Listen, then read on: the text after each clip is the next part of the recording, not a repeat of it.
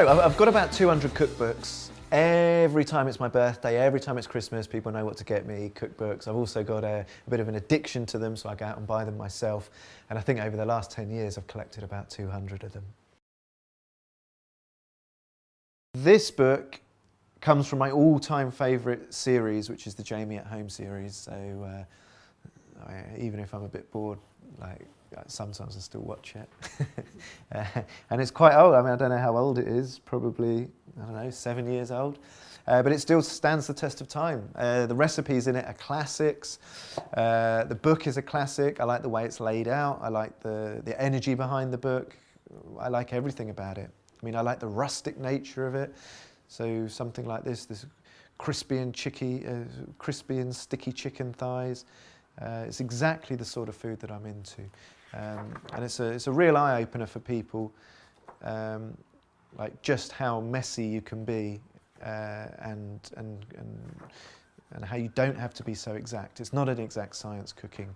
You can throw things into a pot and tear things instead of cut things, and things don't have to be layered up in a perfect pyramid. You can just throw them on a plate, and if the colours are vibrant enough and the food is delicious enough and they're prepared in a sort of lovely way, it just looks beautiful. He also went on to do another one of my favourites, which is the comfort foods.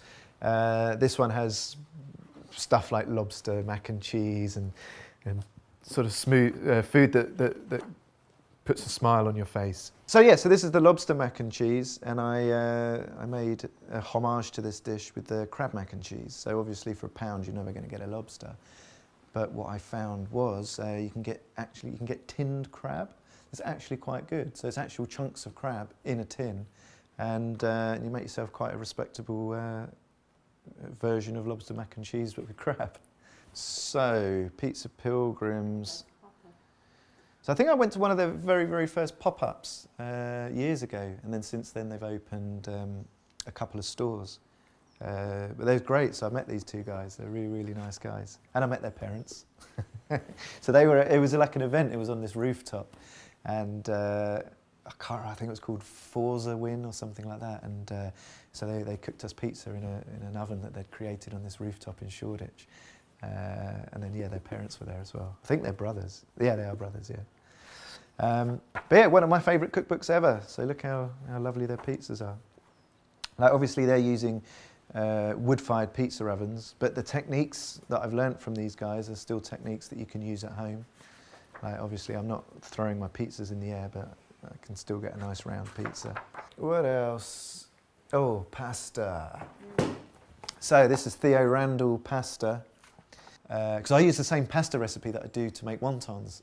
So I do a prawn wonton soup that uses not exactly his recipe, because he goes a bit overboard with only using egg yolks, and then he also uses semolina flour and stuff like that. So he overcomplicates it, but it's because he wants the really, really yellow colour. But he's serving some sort of quite expensive Italian food, so he can afford to go that extra mile for the yellow colour. Like it doesn't particularly taste that much better, but if you just look at the vibrancy of the pasta, like the colour that he's getting, it's spectacular. What's your version?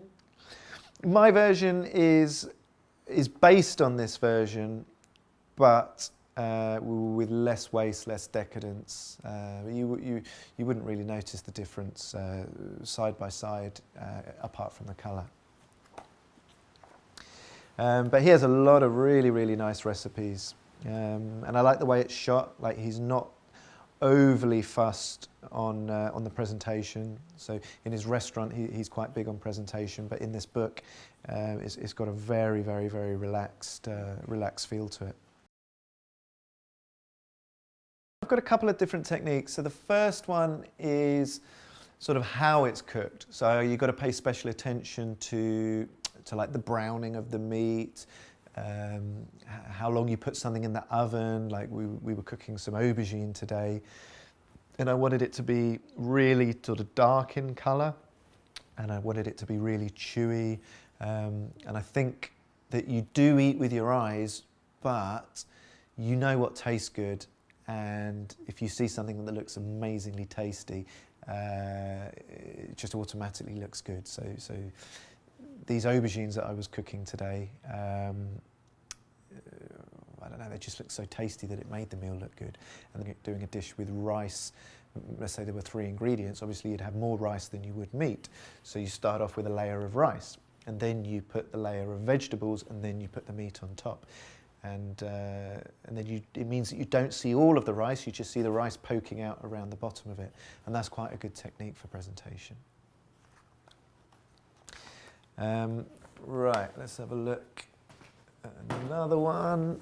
Oh, so this is quite a fun book. This is when I really started getting into cookery shows, and when I think back on cookery shows, for me there was only ever Jamie, and then Nigella came along with quite a fun sort of take on cooking. So I had to include this book because I've got fond memories of this show.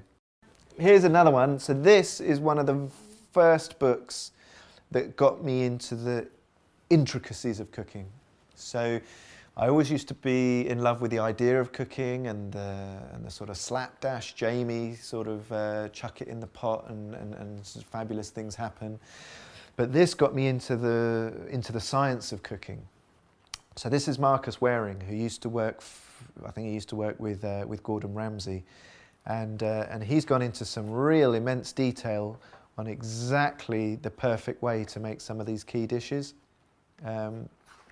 Like a little bit over the top, to be honest, but it makes you understand how the dishes are supposed to be executed if you want to get a Michelin star.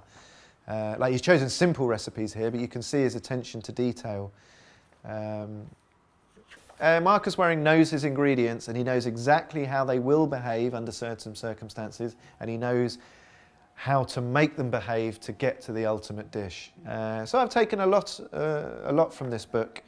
It was a real eye-opener when you realise how tiny little differences in the way you prepare food are going to make dishes taste radically different. So this one is Michel Roux Eggs. It's a great book, and it's only got recipes that have eggs in it. So it's similar in spirit to One Pound Meals in that you've limited yourself to a certain formula for the book. And it's just very, very interesting. I think Michel Roux has done more with eggs than any other chef that I can name. And he's even invented his own sauces, his own methods of doing sauces, a lot of them involving eggs. And it's just a very interesting book.